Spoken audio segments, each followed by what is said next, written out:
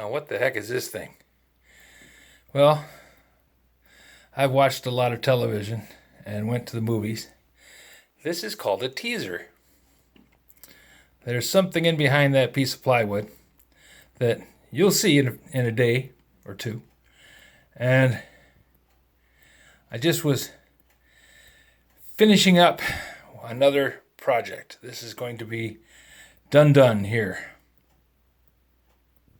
So, the old ways work best. I could have tried all different kind of things, but I thought nails would be ugly, with a very good chance of splitting on something that I spent a lot of time making. And I needed to put pressure on it in order for the glue to dry, so a board, another board, piece of plywood, and some little wooden shims left over from leveling the tub. Worked pretty good.